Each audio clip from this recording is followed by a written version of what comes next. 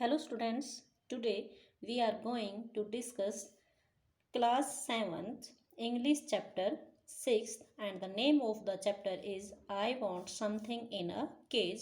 This chapter is written by L.E. Grieve. This chapter tells us about the importance of liberty. ये हमें freedom के बारे में बताता है and you know students everyone wants to live freely.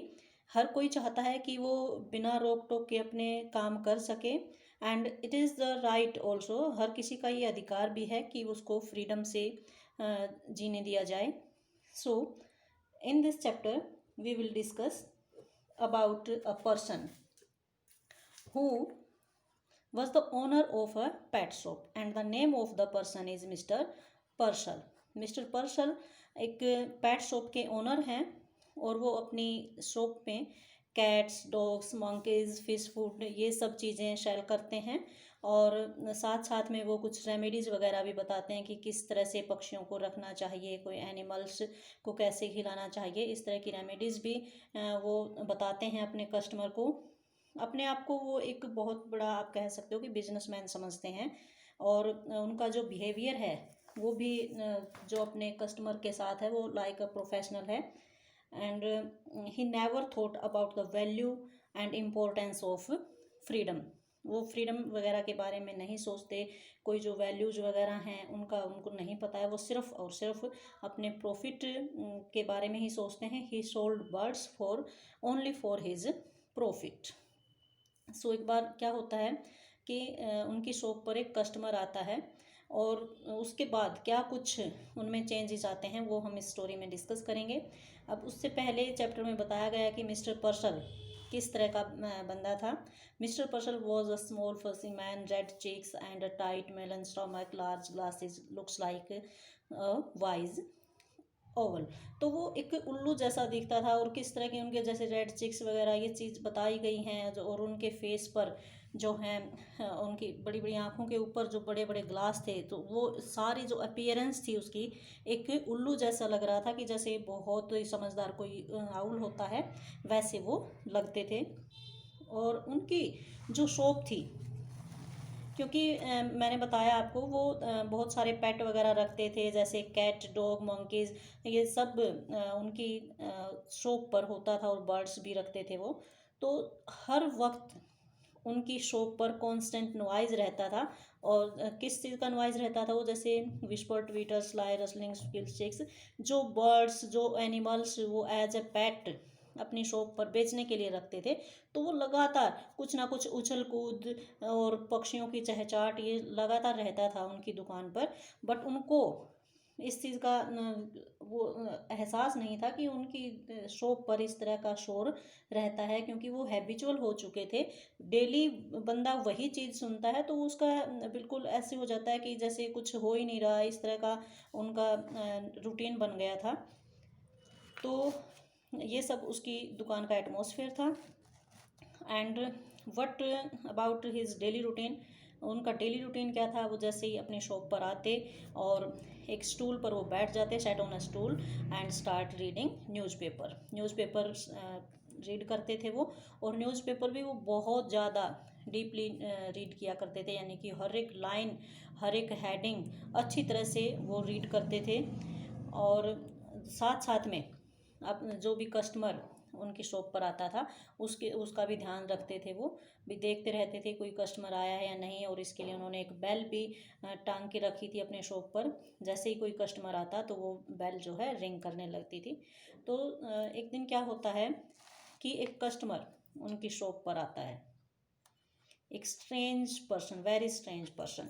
और वो दिखने में कैसे थे, उन्होंने जैसे उनके जो हेयर थे क्लोज क्रॉप्ड मीन्स बहुत ज़्यादा घने उनके सिर पर बाल थे. चीप सूट और उनका जो उन्होंने कैसे कपड़े डाल रखे थे, चीप यानी कि सस्ता सा सूट था बट इल फिटिंग था. और लेकिन वो न्यू था, नया सा इल फिटिंग चीप सूट उन्होंने डाल रखा था. तो वो उनकी शॉप पर आते हैं. The customer had been release from jail. वो जेल से छूट कर आए थे आफ्टर 10 years ऑफ इम्प्रिजनमेंट. तो वो उनकी शॉप पर आते हैं और मिस्टर पर्सल उनको देखकर बोलता है कि हाँ जी, आइए मैं आपकी क्या सेवा कर सकता हूँ, इस तरह से जैसे बोलते हैं ओनर शॉप के। तो इसी तरह से उन्होंने भी अपने कस्टमर को वेलकम किया और पूछा कि बताओ मैं आपकी क्या हेल्प कर सकता हूँ। तो जो स्ट्रेंजर है वो उनकी शॉप पर इधर उधर देखता है। तो इस बीच में जैसे मिस्टर पर्सल उनको खुश करने के लिए कुछ इस तरह से बातें करते हैं कि आज तो बहुत ज़्यादा ठंड है, ऐसा है कि ये मैंने न्यूज़पेपर में पढ़ी, तो इस तरह की बातें करते हैं। तो कस्टमर जो है वो आया हुआ है, वो कहता है कि मुझे कुछ ऐसा चाहिए जिसके पंख हों। Customer wants something that has wings. कुछ ऐसा चाहता था वो खरीदना कि जिसके पंख हों। तो फिर मिस्टर पर्सल कहते हैं अच्छा, यू मीन अ पेट, तुम्हें कोई पेट चाहिए। फिर वो कहता है कि समथिंग इन अ केज, मुझे कुछ ऐसा जो कि पिंजरे में हो ऐसा चाहिए। तो फिर मिस्टर पर्सल कहते हैं अच्छा अच्छा, शायद तुम्हें रेट चाहिए। तो वो बंदा जो कस्टमर जो आया है वो कहता है कि नो, मुझे कोई रेट वगैरह नहीं चाहिए। Something with wings, something that flies, मुझे ऐसा चाहिए जिसके पंख हों, जो उड़ सके। तो फिर मिस्टर पर्सल के माइंड में झट से आइडिया आता है कि हाँ, आप तो शायद आपको कोई बर्ड चाहिए, अ बर्ड। तो फिर जो कस्टमर है वो एक केज की तरफ पॉइंट आउट करते हुए कहता है, customer pointed to a cage which content two snowy birds, जिसमें दो बर्ड रखे हुए थे एक केज में। उसकी तरफ इशारा करके कहता है कि dogs, how much for those, मुझे वो चाहिए, उनकी तरफ पॉइंट आउट करके कहता है डॉग्स की तरफ, और कहता है कि ये कितने में मिल जाएंगे मुझे। तो जो मिस्टर पर्सल थे वो उनको बताते हैं 550, कि 550 में आपको मिल जाएंगे। ये उनको प्राइस बता देता है मिस्टर पर्सल। बट जैसे मैंने आपको बताया कि जो कस्टमर आया था उनकी शॉप पर, वो जेल से छूटकर आया था। He has been release from jail. तो उसके पास इतने पैसे नहीं थे और वो कहता है कि आई हैव गोट ओनली $5, मेरे पास तो सिर्फ यही हैं। तो इस तरह की जब वो बात करता है तो फिर मिस्टर पर्सल अपने आप में कैलकुलेशन करता है और देखता है कि हाँ, अगर मैं इसको $5 में अगर ये दे देता हूँ तब भी मुझे प्रॉफिट है।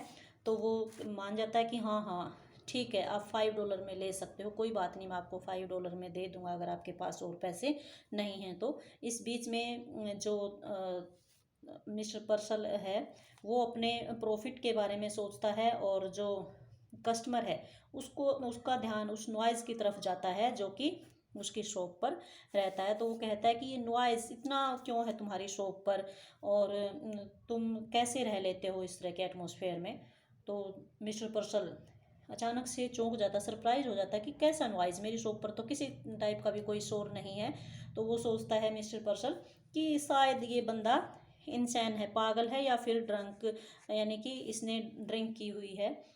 तो ऐसा उसको लगता है। अब जैसे उसको पैसे मिल जाते हैं और डब्स वो दे देता है, तो अब वो नहीं चाहता उससे ज़्यादा बातें करना, क्योंकि उस पहले भी हम डिस्कस कर चुके हैं कि मिस्टर पर्सल का बिहेवियर एज ए प्रोफेशनल था, तो वो किसी से ज़्यादा बातें नहीं करना चाहता था। तो इसलिए वो चाहता है कि ये बंदा यहाँ से अब चला जाए। बट जो पर्सन है, जो कस्टमर था, वो बताता है उसको कि क्या तुम्हें पता है कि मैंने ये $5 कैसे कमाए। तो मिस्टर पर्सल वैसे तो उससे बात नहीं करना चाहता था, फिर भी जब वो उसको उसको नाराज़ भी नहीं करना चाहता था, इसलिए वो पूछ लेता है कि हाँ हाँ बताओ, कैसे तुम्हें ये $5 तुम्हें मिले हैं। तो वो कहता है बंदा कि 10 years एट हार्ड लेबर, कि ये मेरे 10 साल की मेहनत की कमाई है। 50 cents अ ईयर, मुझे हर साल जो है 50 cents ही मिलते थे, और वो भी कब, बहुत ज़्यादा हार्ड लेबर करने के बाद। तो 10 सालों में मैंने ये $5 अर्न किए हैं, ये मेरे 10 सालों की मेहनत की कमाई है। तो मिस्टर पर्सल कहता है अच्छा, 10 सालों में, काफ़ी लॉन्ग टाइम है ये।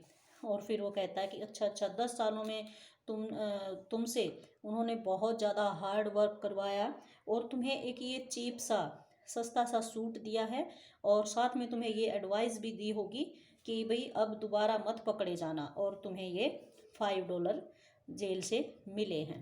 तो वो थोड़ा सा उसके ऊपर कटाक्ष करता है ये इस तरह ये बात कहकर, और ज़्यादा इंटरेस्ट उसकी बातों में उसको नहीं है। तो फिर वो अपने टॉपिक पर आता है कि अच्छा अच्छा, अब मैं भी तुम्हें कुछ सलाह देना चाहता हूँ। Now about the care and feeding of your doves I would advise, कि जो तुमने ये डव्स लिए हैं ना, इनकी केयर कैसे करनी है, इनको फीड कैसे करना है, तो ये सब मैं तुम्हें इसके लिए सलाह देना चाहूँगा कि इस तरह से वो बोलता है। बट वो जो कस्टमर है वो उसकी बात को अनसुना कर देता है और वहाँ से चलता है कि नहीं नहीं, मुझे तुम्हारी कोई रेमेडीज़ वगैरह ये नहीं चाहिए हैं। तो वो वहाँ उसकी शॉप से थोड़ा सा चलता है और हल्का सा आगे जाकर वो क्या करता है, he toss them into the air. जो उसने बर्ड्स खरीदे थे, अपनी पूरी कमाई से जो उसने बर्ड्स खरीदे थे उनको हवा में उछाल देता है, मीन्स उनको फ्री कर देता है। तो यहाँ से एक बहुत बड़ा लेसन मिलता है हमें कि देखो, जिस बंदे ने इतनी मेहनत करके जेल में $5 कमाए थे और उसके पास सिर्फ $5 थे अपनी अर्निंग के लिए, वो उसने 2 पक्षियों को फ्री करने के लिए स्पेंड कर दिए। तो यहाँ वो बंदा एक बहुत बड़ा मैसेज हम सबको दे रहा है कि जो लिबर्टी है वो हर किसी को चाहिए, हर कोई फ्रीली जीना चाहता है और ये हर किसी का राइट भी है। तो उस बंदे ने ये क्यों किया, क्योंकि वो जानता था, because he knows the value of freedom. क्यों जानता था? As he had spent his 10 years in the jail. अब जो बंदा इतने सालों तक जेल में रहा हो, जो फ्रीडम का जो एक्चुअल जो मीनिंग है, वो मीनिंग तो वही बंदा जान सकता है। तो मिस्टर फर्सल जब जो ये सब देख रहा था उसको बहुत ज़्यादा बुरा लगा।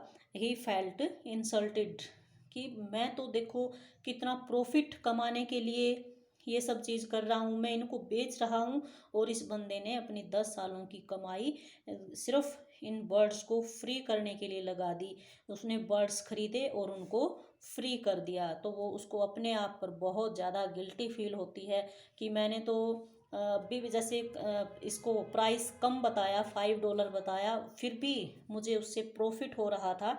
अपना प्रॉफिट देख के उसको $5 बोला और उसके पास जितने पैसे थे उसने अपना कुछ नहीं सोचा अपने बारे में, उन पक्षियों की फ्रीडम के बारे में सोचा। तो वो बहुत ज़्यादा गिल्टी महसूस करता है इस बात को लेकर। तो ये चैप्टर हम सबको एक मैसेज देता है कि हमें कभी भी किसी को बंदी बनाकर नहीं रखना चाहिए।